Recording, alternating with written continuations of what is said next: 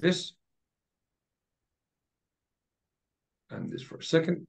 Okay, velkommen alle sammen her til den månedlige live aktieanalyse. I dag har vi Milone Kamdar med, som er en af mestertraderne over ved reallifetrading USA. Vi havde hende på sidste år i maj, hvor hun talte om fibonashi og handlesstrategier, og det følger vi op på i aften. So Milone, I just told you that you're more or less just the greatest trader that we know. And no pressure or anything. You're welcome to start your video if you want to, but the floor is yours. Sure, sounds great. How's everybody doing out there? I'm so excited to be doing this with you guys. It's I tend to get super excited and get carried away and speak too fast or go over things too fast. So if anybody has anything specific, just interrupt me. Just type it in the chat, whatever you guys feel comfortable with. Cool. Somebody in the chat said, Simon said, are you still trading with fibs? Yes, I do. But now, Simon, it's gotten better. So I think I've gotten better at it where I don't really need to put a fib on my chart to see exactly how much it retraced. I still don't have my fib goggles on. You know, I'm still not as good as Jeremy or Johnny out there, but I think I can kind of sort of just do a fair assessment and get better at it. Cool. But yeah, so 2022 was an interesting one. I just filed my taxes yesterday, actually, was the last one I sent out for futures. But majority of my income in 2022 came from futures. And I'm, you know, I think if you know me, I'm a creature of habit. I strictly follow things that work, and that's it. So I think futures did it for me, and equities, I think I made about $12,000 last year. But majority of it came from futures, which was great. I mean, I met my annual goal. I think I made, I know I made $168,000 from a very small account last year. So well, to our Danish listeners, that's a million Danish kroner. That's a good yearly salary. But yeah, and then my account's not that big. I hate having big accounts because I think that's where I kind of mess up. So that's where I do silly things, right? And so I prefer to have a small one. And lately, what's been working, guys, is, you know, I mean, I understand that we're in different times, right? So swing trading has not been great because it's just, you know, one day we're doing this, the next day we're doing this, and then the next few days we're doing this, and then the next few days we're doing this. So it's like, well, where do you go from there, right? So swing trading, I mean, do you go bearish now that the wind's changed, or do you go bullish now? And then if you did, I mean, there you go, you're stopped out. So I recognize that we're in these turbulent times, nothing's really clear. There's just so much news related junk out there. And so day trading's been working out really well. I rarely swing trade. I'm a lousy swing trader, but if that's what you're into, that's fantastic. Is that because of your patience, or is just how your daily rhythm works? It's just how so today, Peter, I think I made, I made 700 something on Tesla, shorting it because long wasn't working. So, you know, I think if you guys were in the room, or I don't know if you guys were in the room or not, but this is what Tesla did to us today. While I was on the mic, you know, I went in long, and check out that entry. I mean, I gave myself a high five on the back for that beautiful entry over there. And it was working. It looked great until this came in. And then I lost faith and I said, no, this is going to double top or head and shoulders. So I moved my stop, you know, 3 pennies higher. So I made $8 on Tesla. And then it went straight to target. So that was kind of sad. But I shorted this double top then and made my money back. So you know, I think I'm more of an impatient trader, honestly. And I don't have an edge over longer term trends. So why did I go bullish on Tesla? It's because I looked at the I'll turn off the drawing so you guys can see it. So I looked at the 4-hour RSI. It was super low. So, obviously anything bearish is not going to be in your favor. This is where we opened, by the way, today. So anything bearish is not going to work in your favor.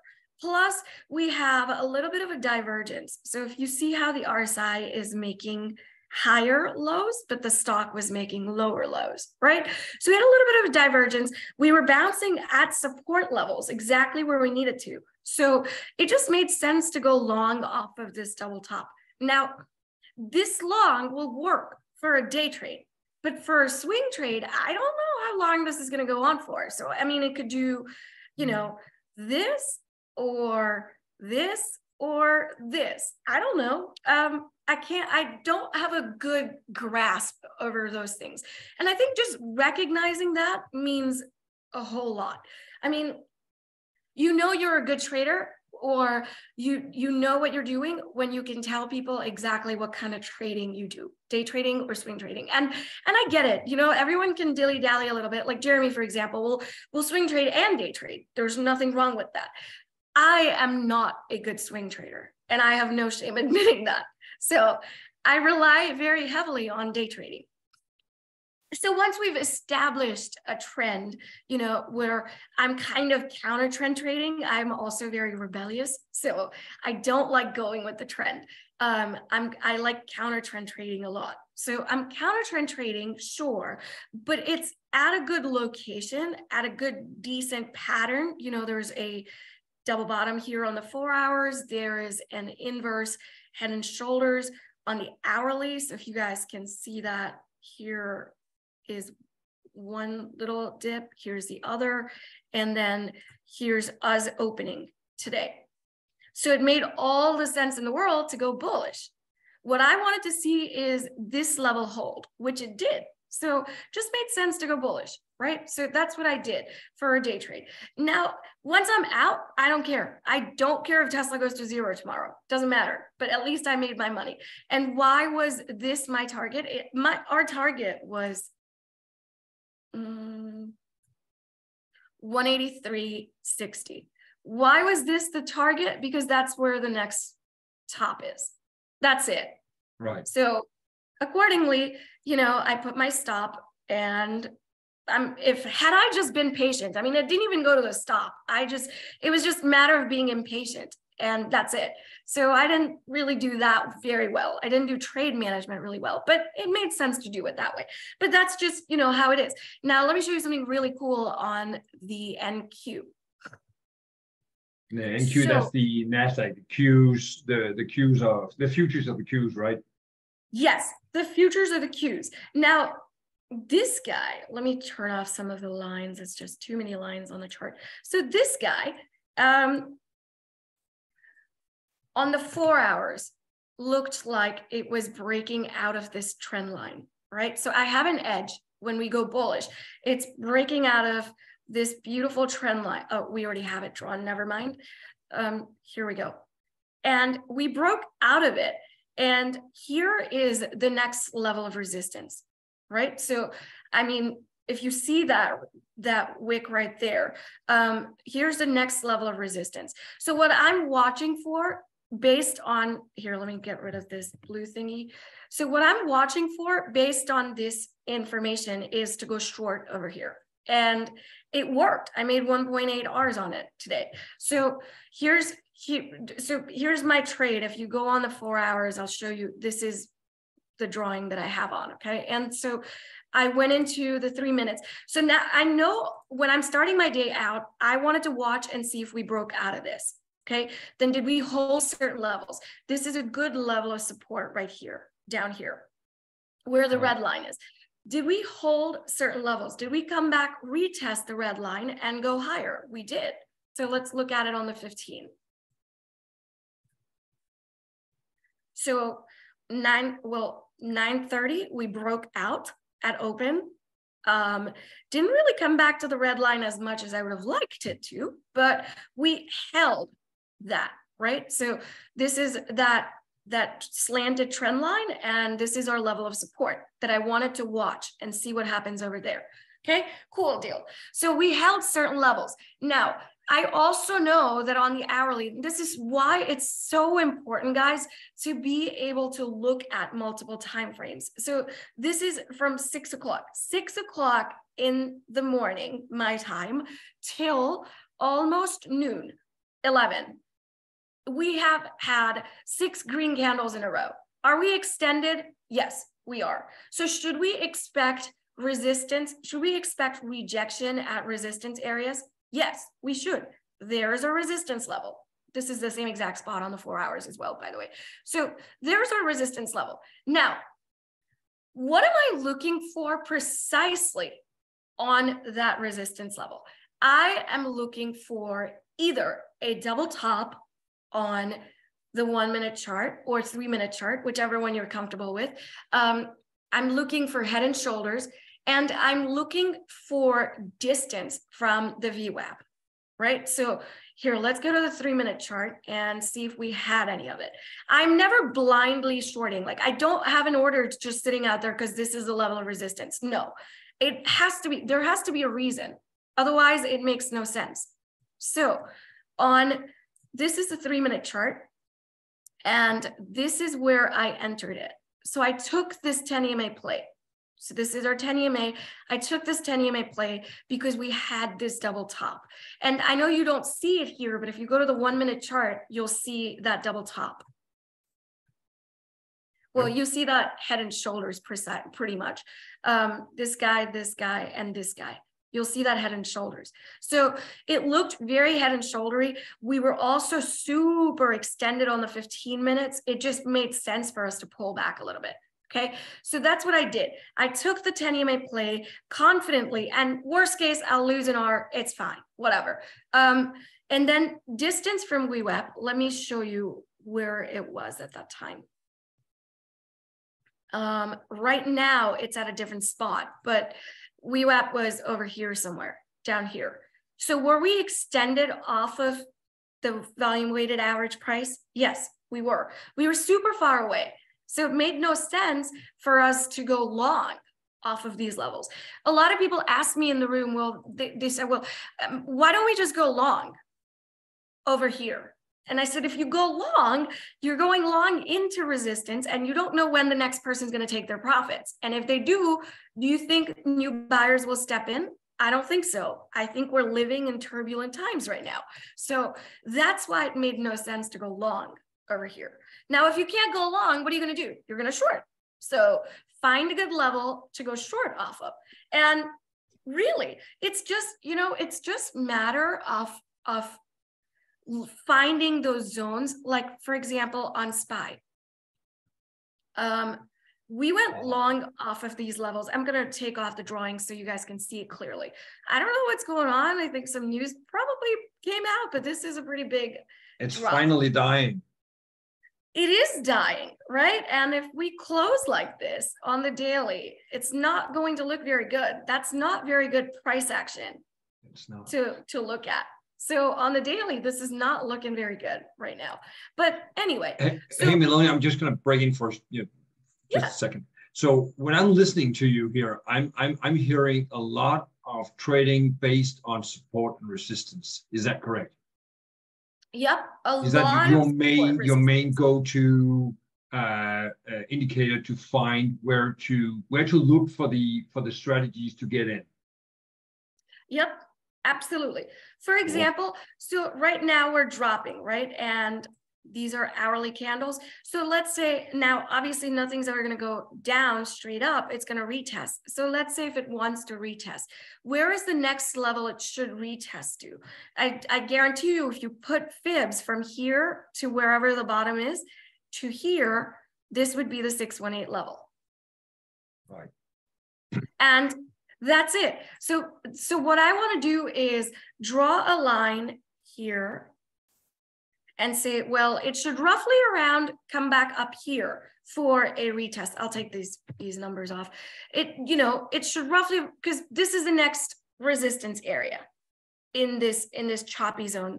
If I turn off the regular trading hours, you guys can see it a little bit better, right? So this is that gap fill area. This is that resistance area.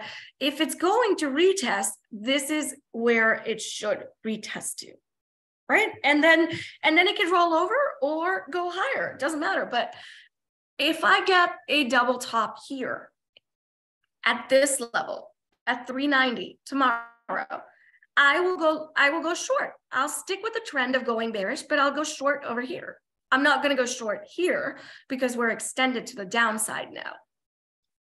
Another good thing that I've learned is not to go long or short against pivot levels. So for example, this is clearly S-curving upwards with this gap up today.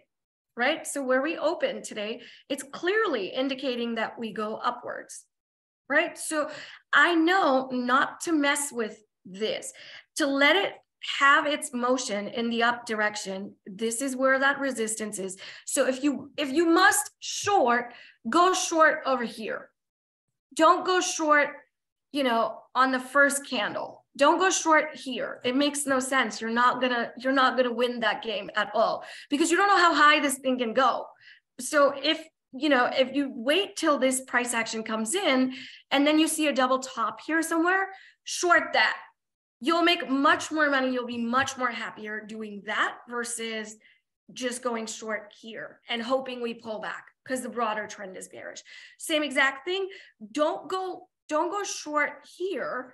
Wait till that comes in, wait for that double top on a shorter time frame, like 3 or 5 minutes, or maybe even 1 minute for that matter.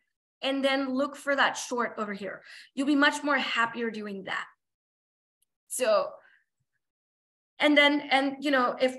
if this candle closes all the way, if this candle comes down all the way here, then there's also a lot of support in this region. So let's draw this line. I'm sorry. I have horrible drawing skills. It's like I fail kindergarten art. It's terrible. You're doing fine. But if we just, 5 red candles in a row and we just go boom, touchdown here. I know not to go short here, which is where majority of the people would go, well, now the trend is bearish. We broke this pivot level. Now we're going lower, but don't go short here. Wait till we get that bounce and short over here with this as a target again. Right? Makes sense. Does anybody have any questions on this? I know it sounds very confusing. And I turned off the pre-market hours because it just acts as nuisance. If I turn it on, you won't see it as well, but it's there. So, for this type of problem, I say just go look at futures. Just go look at NQ and ES. And it's the same exact thing on SPY and QQQ. So, you could do the same thing. And if you just want it easier, then just turn off the extended trading hours and you're fine. You're okay. That's so cool. Yeah. We're getting this bounce right now. I'm not going short, but I'm also not going long right now. We're getting this bounce, but I'm not going long because where is my region to go long? Here. So now you just leave it alone. You don't mess with it. Just wait for your strategy to come to you. And guys, the 4 hours is king. 4-hour RSI is the king of getting things in the right direction. If the RSI is low, you don't want to go short. If the RSI is high, you don't want to go long. So here, I'm not going long here at this candle. And sure, it can go higher for the next, couple more days, but I'm not going long here off of these levels. I'm only looking for short setups. That's it. And it's really the only trades that will work in this environment are short setups. So go back trade it where the RSI is super high on the 4 hours and then come back and see if you made any money going bullish, if you made any money going with the trend. The problem is when the RSI is super high, we've had so many, what this is telling us is that we've had so many buyers come in already. Now at this level, I don't know if the person that I bought my shares from is going to go a little bit higher and buy it off of my hands. And if they don't, then the price will go down, right? For the price to go up, somebody else has to buy my shares at a higher price, and then it goes up. So I don't know if I'm going to find that many people that I could get rid of my shares from off of at high RSI levels. So what do? You just wait for a short setup, and look for that short double top, head and shoulders scenarios at the peaks right there. Look for those setups, and they happen. I mean, let's go look at it. Let's see if, here we go. Let's go to the 3-minute. I don't know if it's going to let me do that. Is this what? This is 2nd February. Okay, let's go to the 3-minute.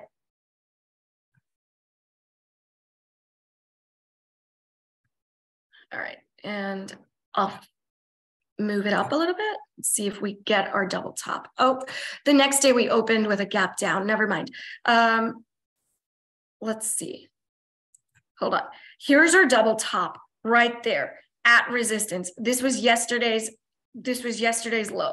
So here's your double top. I know it doesn't seem like it, but if I go to the 1-minute chart, you'll see that head and shoulders happen, right? And so that just kind of sort of feels heavy. So this is how I would play it. I don't know if this would work in my favor, but this is exactly how I would want to play it. And my odds of doing this are much higher than me playing long in this case. So let's see if it works. No, it wouldn't work in this case. Okay, maybe we waited for this gap fill. Let's see what happens next. Let's see if we get a double top here, and we'll attempt it again. Okay, here's our double top right over here in this scenario. It looks like it's still playing out. Let's see what happens next. If I see, okay, cool. If I see a setup that takes out this hammer, I will try to take it.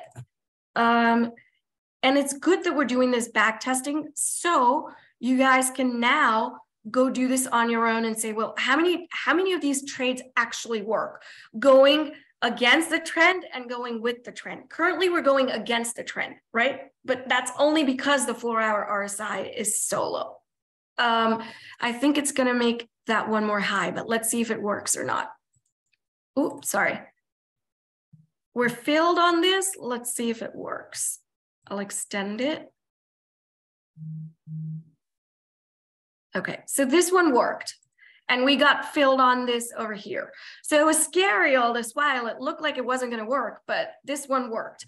Now, if you are a much more patient trader and you can maneuver your stops and trail it, let's see how low it can go to.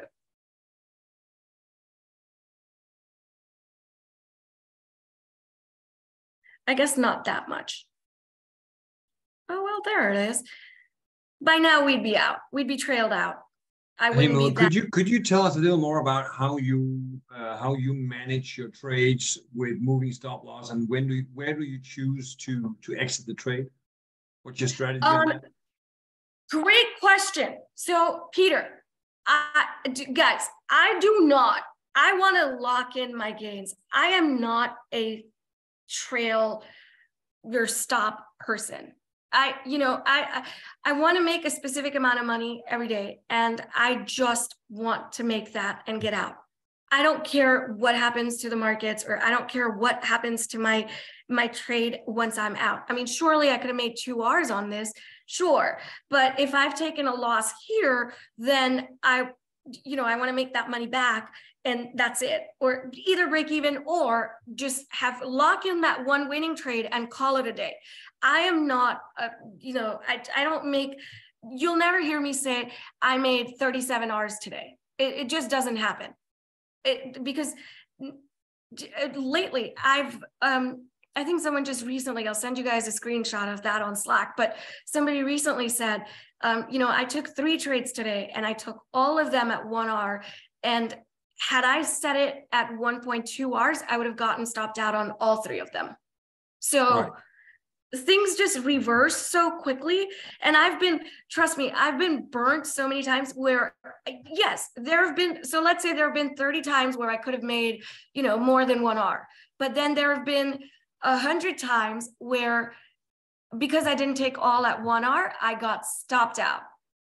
And it didn't really go my way.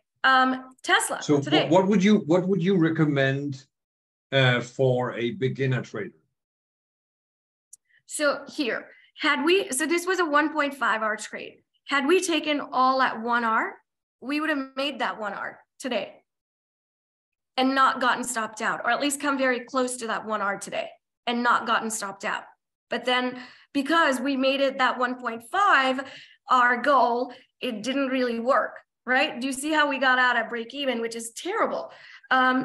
So yeah, no, just lock in the gains. These are tough markets.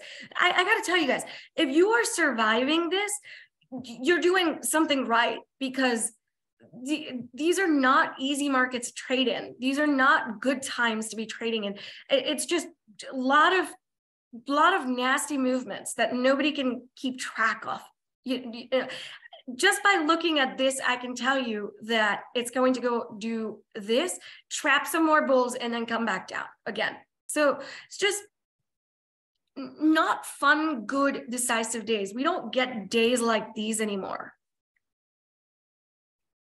that we did in 2020, right? So lock in your gains. If this is your 1 R, this is where you get out. I'm sorry, Peter, you asked me something and I completely forgot. What was it? No, it's your moving stop loss strategy. I think you're hitting the nail on the head as regards to day trading, and also most of the time swing trading. We've had this discussion over and over for the past year, when to get out, and that is the hardest thing to do. And we've set our goal for 1.2 as Jeremy did, and every time we try to extend that, as I did yesterday, we start losing money. Yeah, and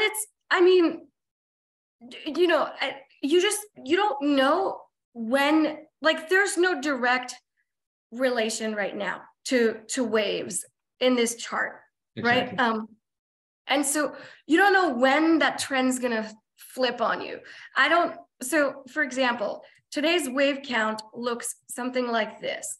I wouldn't really count this wick because this was that CPI number candle, but I would do something like this: 0, 1, 2, maybe 3 movement, 4, and a 5, right? So when your wave coincides with resistance, and then you get that bearish engulfing candle, and then you get the head and shoulders on the 1 minute, this just screams short to me. So now you have this short, but then you get this green candle, and then you get this one that wicks up. So I know you guys can't see it on the 15 minutes, but on a 3 minute, that looks scary. Here you go. Right? So when the candle does this on a 3 minute chart, and you're short from here and your stop is over here, it looks scary. For a second, this was looking like a pretty good darn green candle.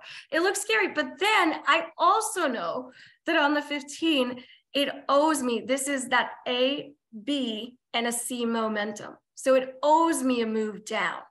So I know to be patient, not to get scared. And if I get stopped out, it's okay, whatever, I get stopped out, moving on to the new trade and a new day. But I also know not to be greedy, because look what happened. So, it dropped, and then we got this big mega hammer, the hammer of Thor. And look at this, like, this is not predictable movement. We shouldn't have had a candle looking like this at this level. We should have had a small candle with no lower wick, whatever. I'm sure it's like 6 red candles in a row, but it's, what I'm trying to tell you guys is, you don't know when that trend is going to switch. If this thing bounced, this was where VWAP was. So if this thing bounced, it could have just continued to go higher. So don't get greedy on things, and have an edge. So earlier, I had an edge with my wave count. I had an edge with my resistance level. I had an edge with the RSI that was super high, right? So I had an edge. Right now, if you ask me, do I have an edge anywhere to go long or short right now? No, I don't. I don't know which, I mean, this could go up, down, what, I don't know. Sideways, either direction. There's just no real edge in this scenario. So now I'm not trading it until it comes back down to my levels that I want it at. So you do more like Tony does, that he plans it out in advance and tells the stock to go to this certain place, and then you'll put in your trade. Yep, absolutely. Yeah. So I plan things out like Google today. Earlier in the room, I showed everybody this beautiful double bottom on Google. Well, it's sort of a double bottom. If you look at the lines, you'll see that inverse head and shoulders and that double bottom situation right here, right? And so I told everybody today in the room, I said, well, and then this is where we were opening. So, around this range on Google today. And so I said, listen, guys, these things are breaking out of extreme resistance. At open, we were somewhere over here. And I said, if this level holds, so let's just put a line over here. Okay. So if this level holds on a 3-minute chart,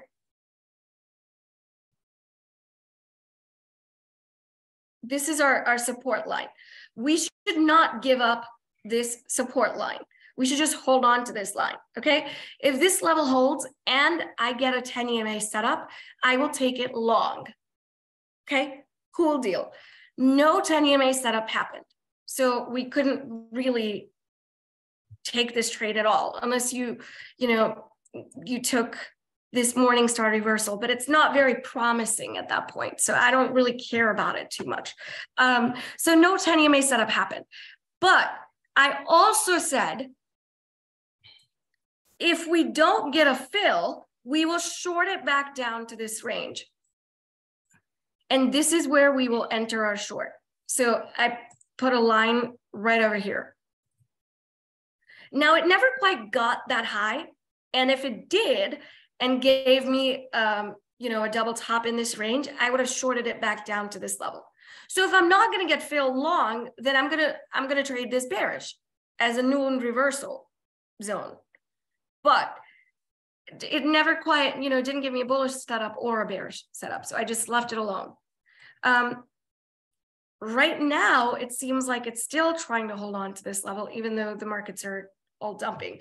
But I don't have an edge anymore. So you gotta have a plan for every single day when you're starting out. Do you have a support level? If you do, are you going long off of that? If you do, based on what pattern? So if I see a double bottom and I see a 10 EMA setup, I will take it.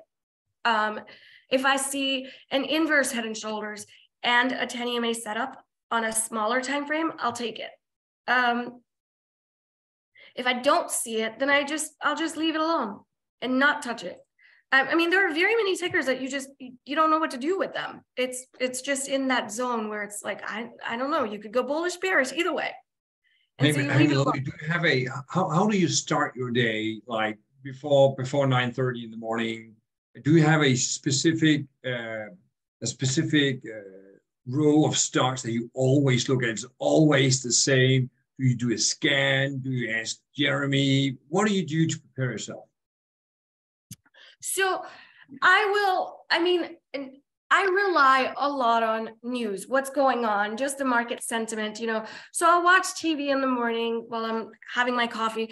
And they will usually tell me what's moving out in the markets. I rarely trade any of those tickers, but it just tells me what sort of volatility to expect, right? Like the other day when the bank's nonsense happened, it just told me that the markets were going to be turbulent today. That's it. Not like I was trading the banks, no. But I just stick to Qs, SPY, and Tesla. I don't trade anything else, and futures. which is also Qs and SPY technically. Right. But if you just do these 3 tickers, I think you're good to go. And this is the market. So, if something, for example, I will never short Apple, but if Apple has a long setup, it makes all the sense in the world to do it. Yeah. So go take Apple long. I had this line on Apple earlier where this is the next level of support on Apple, and undoubtedly it's bouncing. So let's see if it gave me a double bottom over here. Somewhat of a double bottom, sure, right off of this line. And I know it feels like I'm just trying to make this work, but hey, it gave me that double bottom. It retested. You could maybe scalp along off of these levels. I did, obviously, it was just to plan things out and plan my day out. But no, I don't have a specific routine as to what I do every day to scalp these things. It's just whatever's trending that day. Is there news? Is there economic event that's going to affect the markets in any which way? Yeah, and then support and resistance. Cool. So, yeah. Mons asked you earlier whether you use volume profile. That's a new thing to us that we've started to look into our advanced mentor group that we seem to have some success with. Do you use that at all? I do not. I'll look at it occasionally. So here's the volume profile thing, right? And here, earlier when I was looking at the cues on the 15 minutes, I think the next untouched point of control was here. So this was the point of control that everybody was going for, right? And I don't know if you remember me saying that in the room, but this is a blind short that I was trying to do. So right. I thought this point of control was at 12,356.75. And I put that entry in as a blind short. And this was the high of today. Beautiful. 0.50. So it missed me by 25 cents. And that's brutal, right? I mean, because then that would have been awesome. Then my stop could go a lot higher. I could trail stops. But no, I don't really use it. I'll occasionally look at it because at that time we'd already touched this guy. I was just trying to see where is the next stop. How high can this thing go? And right. This is where it was. So that's it.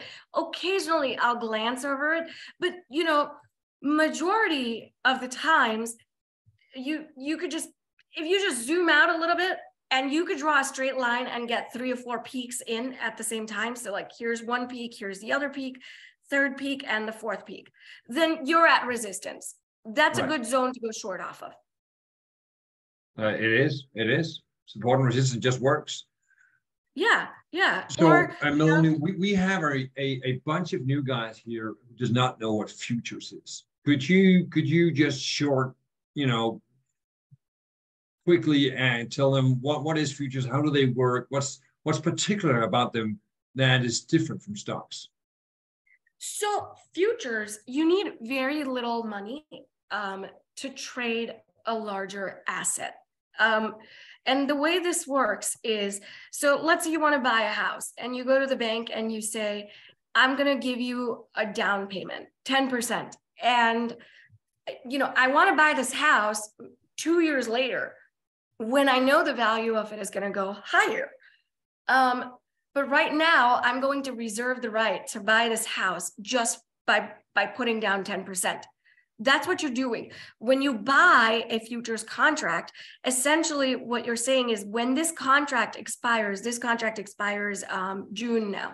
So when this contract expires in June, I'm hoping that this, wherever I'm buying it, the value has gone up, okay? That's what the concept of futures is. But you don't have to know any of it. Trust me, you don't. Even if you don't know what futures is. I just want to go over like the bare basics of what it is. Give me 1 second, guys. And while you do that, I'll just switch to Danish for a second. Husk at skrive jeres spørgsmål ude i chatten, så vi kan få besvaret det, I har. Thank you. Okay, cool. So, notice how these things are moving in 25-cent increments. From 39, it'll go to 39.75, 39.25. On a slower day, you'll see them moving in 25-cent increments. So the way futures works is you have a pizza, okay? And the whole pizza is worth $20. Now in this pizza, you have 4 slices. So how much is one slice then? Yes. $5? Okay, cool. So this slice is worth 5, this slice is worth 5, this slice is worth 5. So each of the 25 cents that it's going up by are $5 slices. If you went long at 12,240 and this thing now is at 42, then you made $40. Simple as that. So, if you went long on AMD at 100, so you bought AMD at 100 and you had 100 shares of it and it went to 102, you made $200, right?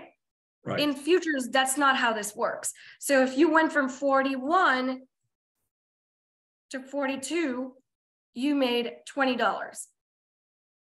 You didn't make $100.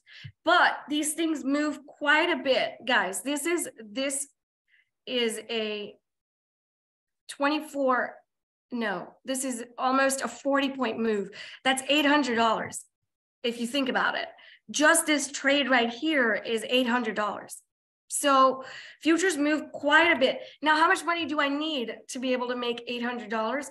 I need to trade NQ, I need to have $17,000 in my account.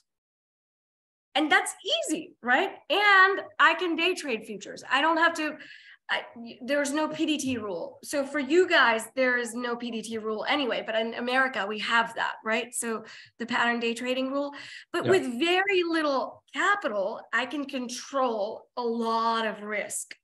And that's why I like trading futures a lot. Now, if you don't want to do that, then there's the NASDAQ minis, the E-minis. So you can look at MNQ, where now the whole pizza is worth $2 and each slice is worth 50 cents. So if you're practicing trading futures, then I would say start with MNQ contract, like one MNQ contract. And if it goes up 10 points, so from 12,120 to 12,130, then you've made $20. Or, yeah, it's fairly simple. It's not that, it just sounds complicated. It's really not. If you really want to dig into what exactly it is, TD Ameritrade has this beautiful webcast on YouTube. Definitely watch that. Yeah. Yeah. Well, it is with futures as it is with options and everything else. Before you start trading it, look into it, figure out what it is. We actually have, what's her name's from Real Trading? Come on, Arabia's course on our website. Yeah, and that's pretty good. I did that last year, explaining how it all works. Yeah, and trading works exactly the same way, guys. I mean, really, you trade futures just the way you trade everything else. Peter, what does this remind you of? Does this look like a trap right now? It does, doesn't it? If it goes and makes a higher high with that many green candles in a row, it looks like a trap. And it's probably going to come back down, at least down to here, right? So no, but futures trade exactly the way equities do, except you make larger amounts of money with this move. I mean, this move, let's just put things in perspective. From here to here is roughly about 70 points. Even if you did it with the E-minis, this is a $140 move right here. And for you to be able to trade E-minis, guys, you only need $1,700 in your account. So, you made $140 from a $1,700 account. That's not bad. That's pretty good. Yeah, absolutely. Anybody have any specific charts that you want to look at, or any specific trades that you want to look at, or have any questions? I don't mind going into details about just about anything, really. Sure. Guys, write it in the sorry, my mind is blown in the chat. And we'll have Milone look at it while we wait for people to do that. Take a look at Tesla for us for a second. Mostly because I'm short in Tesla, and I just want you to confirm it's going down. It's cool. You know, earlier when I said I hope it goes to 0, I meant it for you. You know, of course, really do. Yeah. I realized that. But no, okay, Peter. So the way I look at Tesla is it has to, for it to continue with its bear momentum, it has to get rejected in this zone. So I'm going to put a line here, maybe around this area right here, and it has to get rejected. If it's not going to get rejected around that level, then I think we're going to continue on higher. If you ask me, I don't think it's strong enough to even get here. I think it's weak sauce currently, but it's low, it's oversold, and it's tired to the downside. So give it a little bit of room. And if you have time on your puts, then give it a little bit of room.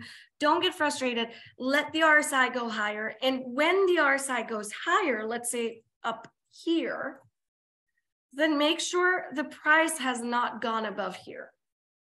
So, you know, if it does something like this, you're looking for rejection to the downside for that larger swing. And then support levels, I mean, this should be where you take profits. Where you started yesterday. Right here. And when I was not there, because you didn't tell us that, you know, you had daylight savings. Yeah. That was rude. Oh man. But yes, this is number one level where you should take profits. And then here comes the next level. Again, I don't know if these things are going to happen overnight. I think that might be a little bit hard to say, but this is where that next level comes from. And then I agree. It could just fizzle out or continue to go higher. So now, Peter, if it goes up here and comes down and breaks through this level, hold for this. That's how I would play it. That's how I would think this would play out. And this is, you know, we're talking over the course of days and weeks at a stretch. I'm not talking in 3 days. No, I'm talking about weeks. Yeah, I got you. I got you. So Simon asked to show us a little more about those fibs. Okay, let's look at fibs. So Simon, how I use fibs is really simple. I have to have 2 things. I have to have 2 criteria for fibs. I have to have a starting point and an ending point. That's it. Simple, right? So we have our starting point right here and our ending point right here. And we're trying to see how much of a pullback we can get before it bounces. Okay, so how much of a pullback should Tesla get before it starts to bounce? Okay, cool. So what I want to do is we want to figure out how low it can go, how much of a pullback. So I will go in there and put my fibs, and we'll just do like a rough, it's not precise, but you can do precise part of it. So currently, it looks like it's bouncing off of the 50% level right now, right? Off of the 50 and their support here. Great. Now, if Tesla truly is strong, then it'll just bounce off of the 50% level and continue higher. So it'll just do this and not really do this. So, you know, these are the levels. So if something is bouncing off of, let's say, 618, Or if something's bouncing off of its 786 level, then these are, so what the market makers are saying is, hey, it made this move. You know, last year, candles were selling for $10 out there in the markets. But this year, we put it at 60% off. Do you still want it? And based on how many people still wanting it, taking it at that price, we will determine what the strength of a stock is. So if something just pulls back to, let's say, 40%, do you think that that's stronger than something that pulls back 60%? What do you think? If something goes on sale for just 40% versus for 60%, which one would you want more?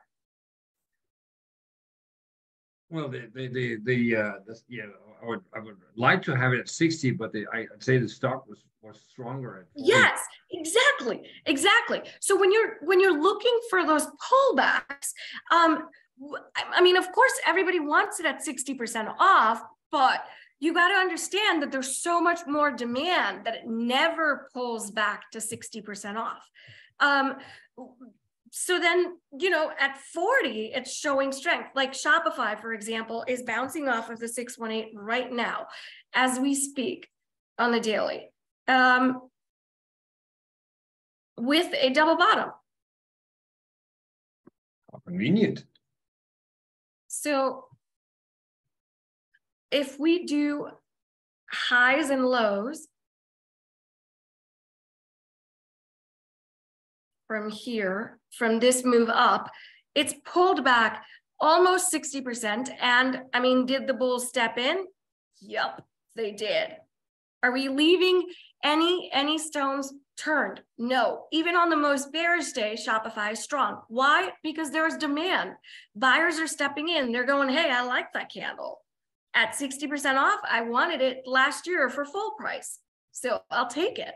Right? So that's what fibs really do, really. And it's not like you only have to do these on daily time frames. You can do them on 3 minutes. So let's get rid of this. So today's move on the Tesla, let's put fibs on this guy. So it opened over here. This was the high and the low. I'm talking the high and the low of this move, right? And do you see how it bounced exactly off at the 60%, 618 fibs level? Yeah. Right here? Do you remember how that's where my entry was? I got in over here on this hammer candle. And that's where my entry was. So you can predict these things. Now, Simon, let me ask you this. Now, what if it doesn't bounce? What if it becomes a dot and doesn't bounce at this level? What then? How strong would you say it is? If it comes down to maybe being 80% off, do you still want it then at that point? I don't, because then it's like, well, then that candle maybe doesn't burn that long. I don't know. There's an element of doubt then, right? Because it doesn't feel very attractive. I don't know why our minds are designed that way, where you'll take something 60% off, but if something's 90% off, you're going to start to doubt that product and not like it as much. So, you know, things are measured with fibs on a relative basis, just to see if it's got strength. In this case, it did have strength, a lot of it, as a matter of fact, and it bounced. Great, fantastic. It never gave back its gains from down here. Versus Qs today did not bounce. So if we consider this, the opening range, and let's say we have the high and the lows,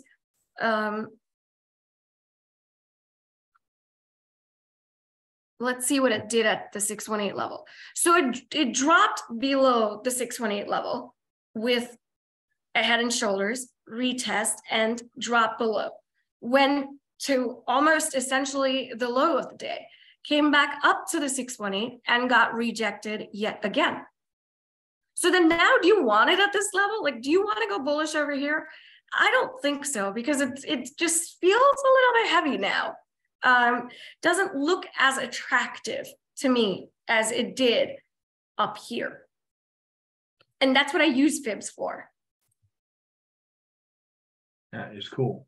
Thank you. Can I use fibs to set up a day trade? Yes. I mean, a swing trade. Yes, absolutely. So if you know that a trend is bullish, I'm going to do it on the hourly. Let's say you're doing it on the hourly, right? So, and I'll turn off regular hours.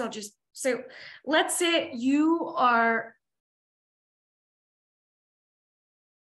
here you go. So this high and this low has come in. So now you're seeing this move, right? So now if you're trying to figure out how high things can go, I just want you to reverse it.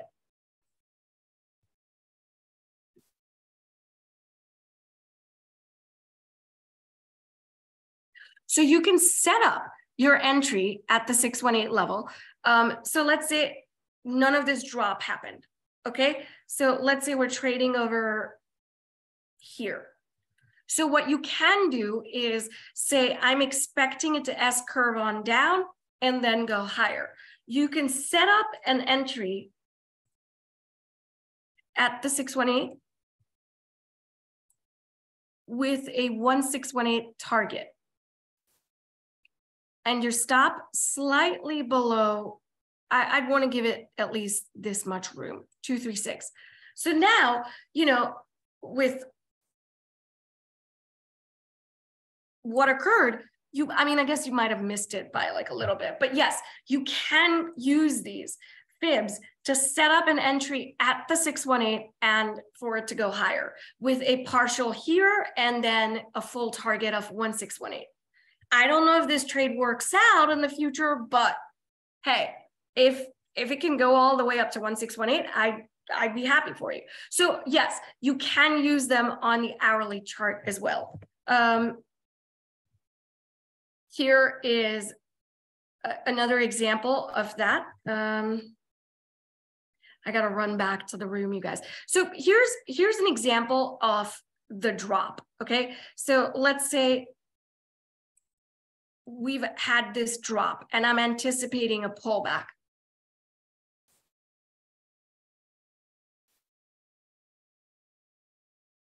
I will reverse my fibs because I want to know how high things can go. Oops.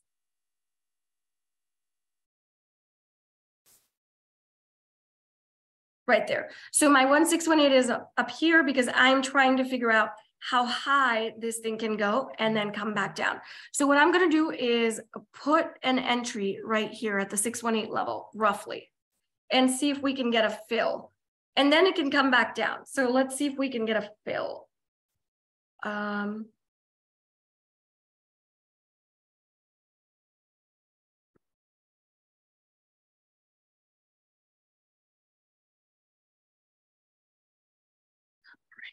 Let's see, does it ever go up? No, it doesn't quite pull up to that level.